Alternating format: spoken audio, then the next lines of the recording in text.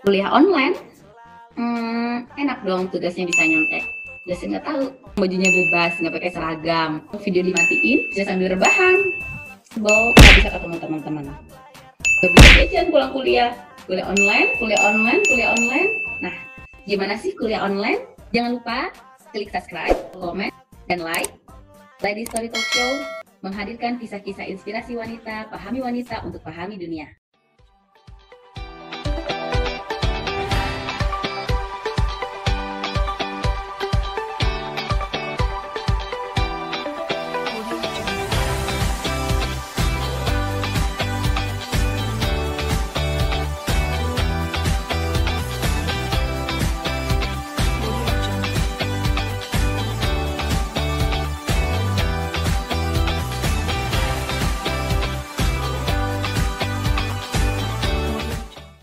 Halo sahabat Lady Story, jumpa lagi dengan saya Yakutina Marjan di acara Lady Story Talk Show, menghadirkan kisah-kisah inspirasi wanita, pahami wanita untuk pahami dunia. Episode kali ini yaitu episode ketiga tentang bagaimana sih perjalanan dosen untuk mengajar kuliah berjarak di era pandemi. Apakah mahasiswa itu masih rajin mengumpulkan tugas? Kita akan berbincang-bincang dengan narasumber kita, Ibu Erna Mulyati. Beliau seorang doktor lulusan dari Universitas Brawijaya. Bu Erna saat ini menduduki jabatan sebagai Kaprodi D4 Politeknik Pos Indonesia di Bandung.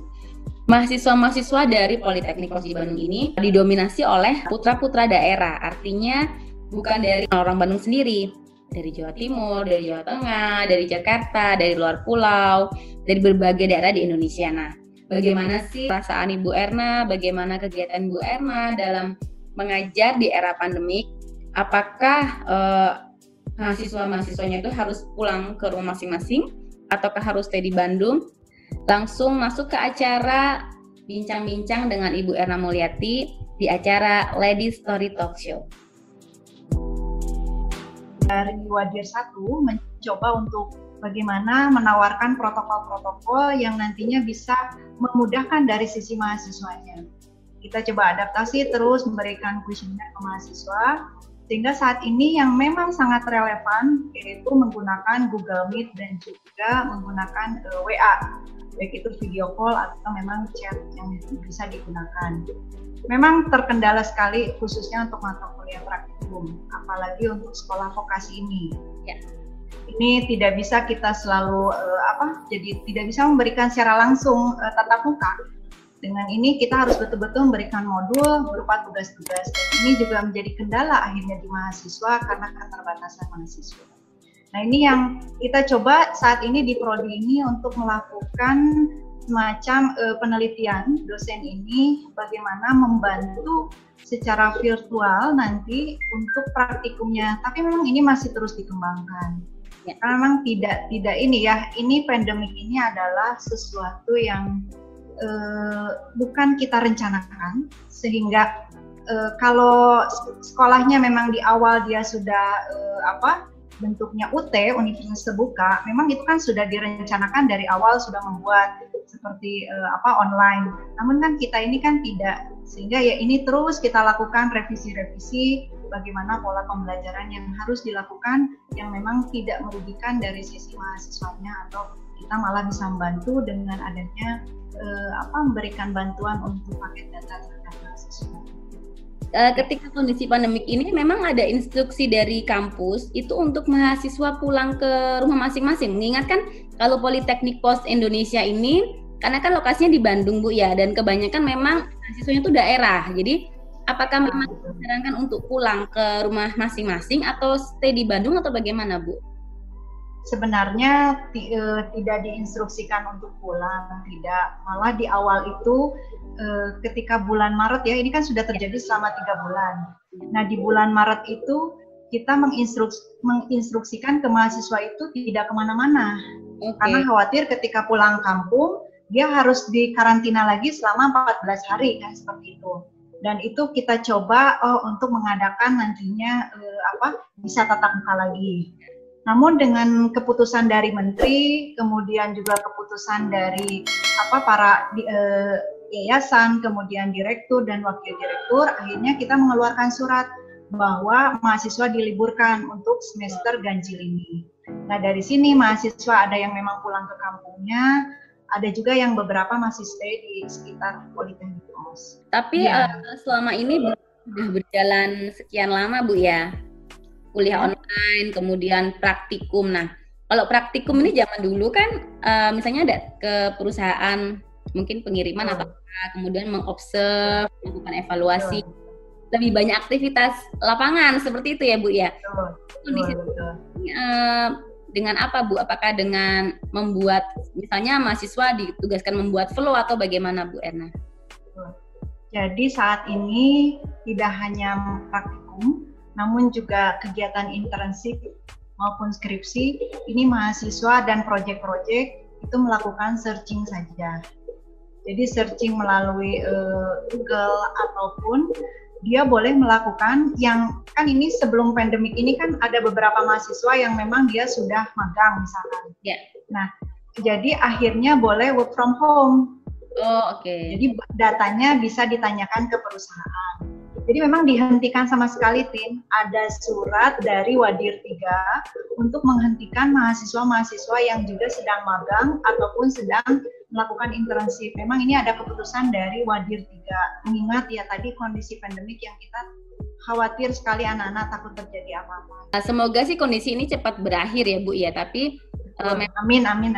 Maaf karena tidak ada persiapan sebelumnya, tahu-tahu terjadi seperti itu Bu ya.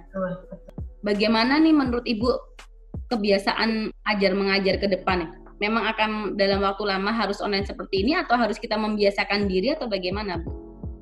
Oke, sebenarnya kalau melihat keputusan dari Menteri Pendidikan kemarin bahwa ternyata untuk kondisi yang masih kuning, zona kuning, terutama untuk yang mahasiswa itu masih dilakukan posisi daring sampai dengan tahun ajaran ke depannya. Ya. Nah, ini bagaimana mengantisipasi apalagi sekarang kita mau melakukan penerimaan mahasiswa baru. Ya. Memang ini sangat sangat terkena dampak akibat pandemik ini. Jadi kami memang betul-betul akhirnya untuk promosi dari kampus ini melakukan webinar-webinar yang memang bertujuan untuk memperkenalkan sekolah atau kampus Politeknik Uos Indonesia. Kemudian bagaimana ke depannya, ini beberapa isu memang sudah kita coba untuk ke depannya itu. Kita akan melakukan link and match dengan beberapa industri, sehingga kalau dimungkinkan saat ini kan Politeknik Uos Indonesia itu di bawah brandnya di bawah naungan dari PT Pos Indonesia. Jadi kami ingin bagaimana nanti link and match itu ada suatu kerjasama sehingga mahasiswa yang nanti baru masuk itu kita coba bisa tidak hanya mahasiswa baru sih, tapi juga mahasiswa tingkat 2 dan tingkat akhir itu melakukan kerjasama dengan industri.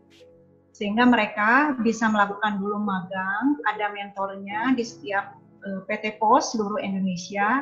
Nanti bagaimana melingkan dengan mata kuliah yang ada di kami. Itu yang akan kami coba gebrakan ke depannya. Sehingga mahasiswa yang baru ini akan merasakan, oh iya bahwa ternyata Politeknik Uos Indonesia juga walaupun masa pandemik ini kita bisa melakukan terus praktek yang memang dibantu praktikumnya itu sarananya adalah dengan fasilitas dari PT Posnya. Ini yang masih kita coba lakukan untuk kerjasama.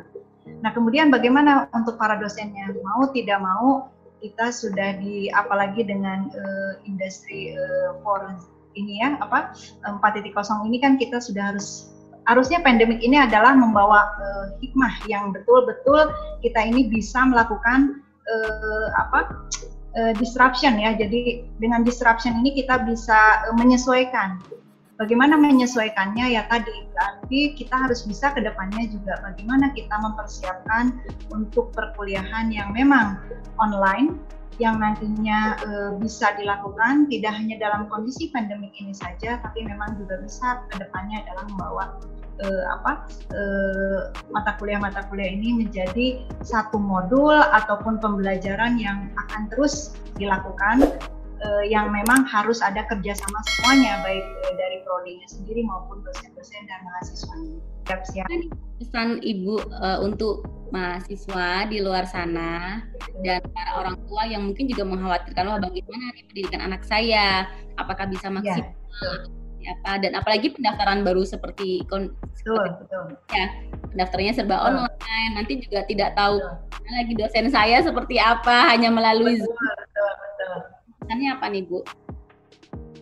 Jadi kalau menurut saya sebagai seorang ibu ya, karena saya juga seorang ibu ya yang memang punya anak yang sekolah, jadi yang sekarang yang harus kita ini kan adalah tetap bersabar, namun optimis bahwa ke depan itu kita bisa menyongsong masa depan yang lebih baik lagi dan tetap terus bergerak untuk di era new normal. Karena saya terima kasih sekali atas waktunya untuk bisa sharing ke acara saya di Lady Story Talk Show. Semoga kisah-kisah Ibu ini bisa menginspirasi dosen-dosen lain ataupun orang tua di luar sana untuk bisa tetap bersemangat, tetap bersabar, memiliki anak yang sedang melakukan pendidikan seperti ini ya Bu ya, seperti itu. Iya. Ya, terima kasih Bu Erna. Assalamualaikum warahmatullahi wabarakatuh. Waalaikumsalam warahmatullahi wabarakatuh.